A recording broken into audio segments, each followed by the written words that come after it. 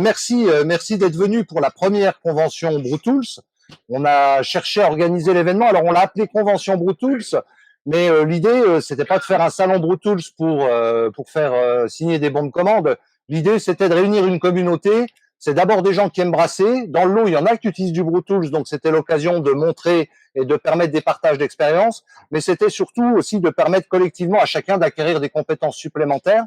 C'est la raison pour laquelle on a trouvé intéressant, en parallèle du brassage qui est réalisé par Dany, donc de la brasserie Caméléon, que je remercie, je sais pas s'il m'entend, on a trouvé intéressant de faire des petits ateliers thématiques pour que cette journée-là soit à la fois une journée de partage d'échanges, mais aussi une journée où on puisse tous, y compris moi d'ailleurs, bien qu'étant brasseur, monter en compétences pour faire des bières toujours meilleures et pour toujours satisfaire un peu mieux soit les palais de nos copains si jamais on est en amateur, soit nos clients quand on est installé en pro.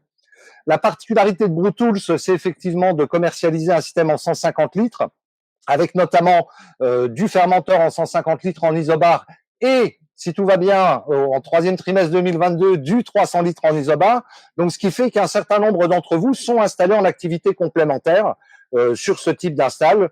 Ça présente plein d'avantages parce que c'est quand même un matériel pro. Tout est en triclambe, c'est prévu pour être nettoyé comme une installation professionnelle. Donc, ce qui fait qu'aujourd'hui, on a une population un peu mixte, des gens qui brassent en amateur et des gens qui ont aussi une activité professionnelle par ailleurs ou qui sont en train de la lancer.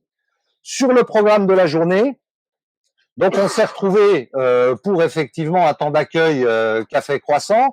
On démarre à 10h30 donc avec un premier atelier qu'on a résumé rapidement en disant traitement de l'eau de brassage. Je vous présenterai ensuite un peu plus en détail les différents ateliers. On fera une pause à 12h avec un petit temps d'apéritif, puis voilà, repas ensemble. Et ensuite, l'après-midi, 2 ateliers avec le brassage qui se poursuit en parallèle.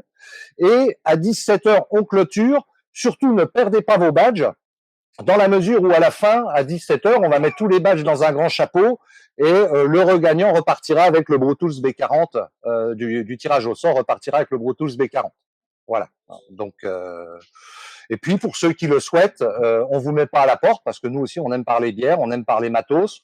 Et ben on continuera à causer tranquillement après autour d'une bière jusqu'à l'heure que vous jugerez pertinent. Sur les ateliers, donc à ma droite Fabien, mondialement connu pour son site Univers Bière. Je pense que ici personne n'a jamais brassé sans aller jeter un œil à un moment ou un autre de sa carrière sur Univers Bière. Nous, ici, vous avez l'entreprise Microbrasseur, mais vous avez aussi la brasserie de Nettencourt. On a installé depuis 10 ans la brasserie de Nettencourt. Et moi, mes premiers tips, je suis allé les chercher sur Univers Bière.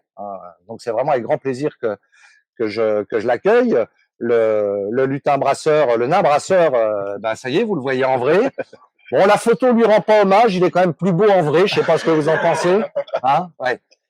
Le deuxième atelier, alors, en fait, il s'est transformé pendant la nuit. C'est bien la caisse à outils qui est présente, mais c'est Julien qui nous arrive en direct de Bruxelles, ou de Bruxelles, je sais pas comment tu dis, Bruxelles, où là, on est sur un atelier comment élaborer soi-même sa propre recette de bière, donc avec tous les paramètres, toute la manière dont on peut réfléchir quand on veut créer soi-même sa propre recette, parce que notamment en amateur, bah, effectivement, c'est sympa, on a probablement tous commencé avec du kit en extrait de malt, ensuite on a acheté du kit tout grain, et puis vient fatalement le moment où on se dit, bah tiens, moi je vais faire mes propres recettes.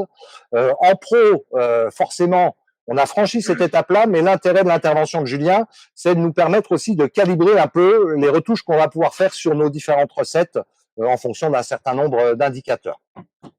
Et puis pour terminer, donc Julien de la brasserie Grenaille, qui vient effectivement de publier un bouquin, Le brassage amateur, guide pratique de fabrication de bière pour les néophytes, qui est aussi brasseur au sein de la brasserie coopérative Grenaille et qui lui va pointer plutôt des trucs, des astuces pour on va dire simplifier le brassage, pouvoir produire sans forcément entrer dans une espèce de course à l'armement.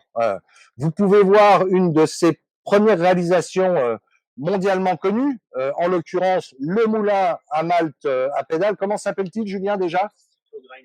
Le cyclo-grinder. Ça fait tout de suite high-tech quand c'est dit comme ça, si vous voulez.